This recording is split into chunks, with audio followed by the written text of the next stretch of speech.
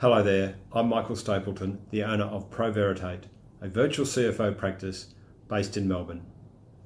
Today I'm going to talk to you about company income tax rates. Now that's not normally a subject that I willingly talk about, but I think there are some very big misunderstandings and misconceptions about the importance of company income taxes in the small and medium-sized business community. I'm concerned that owners of small and medium-sized businesses will make bad decisions based on a lack of knowledge. This is from Saturday's Age. It's 2 case studies about small businesses with big concerns. There's Kate. She runs a $25 million business selling beauty products online. She's trying to finalise her budgets for 2019, and particularly her employment budget. But uncertainty over company income tax rates is making that difficult. Then there's Matt. He operates 2 cafes which between them turn over $2 million. He knows that a company income tax cut will result in more money for him to pay bills, meet wages and do repairs and maintenance. He's worried that won't occur. In both circumstances, there's a common misconception, and that is the scale of the cuts relative to their business. So let's see if we can't demystify what's going on here. Earlier on today, I went to the ABS website and I looked up what the average pre-tax profit is for companies operating in the retail trade industry. Kate, that's for you. And I looked up what the average pre-tax profit is for companies operating in the accommodation and food services industry. Matt, that's for you. Here's what I discovered. So, Kate, in the retail trade industry, the ABS said that the average pre-tax profit represents 3% of turnover. So for you, with a turnover of $25 million, a 3% margin would give you a $750,000 net profit before tax. When you take tax at 30% on that, you're paying $225,000. Drop the tax rate to 27.5% and you're paying $206,250. The saving is $18,750 or 0.075% of your revenue.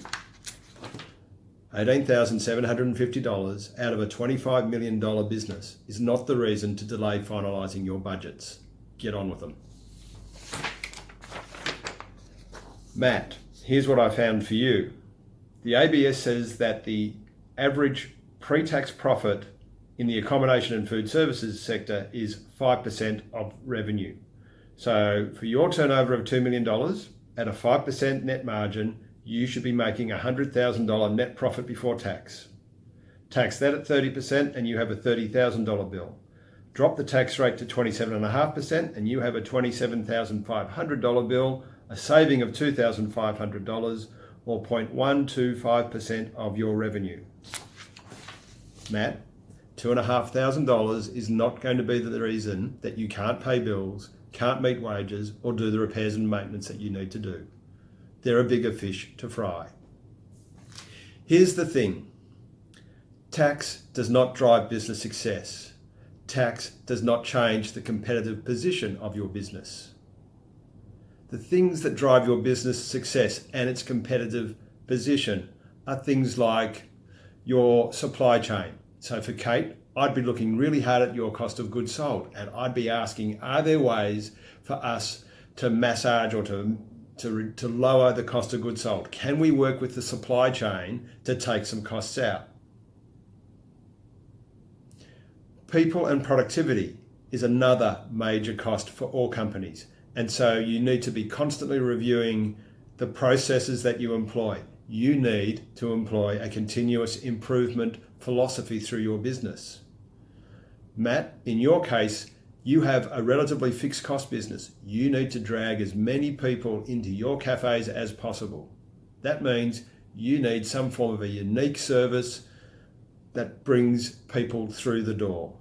Your staff have to be happy and the experience of your customers has to be fantastic.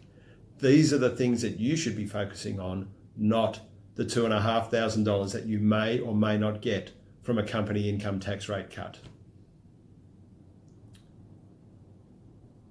Tax is a byproduct of business success. The rate of tax simply determines how much of that you get to keep. So my message to small and medium-sized business owners out there is focus on the things that matter in your business, the things that drive your business. Ignore the tax hoo-ha.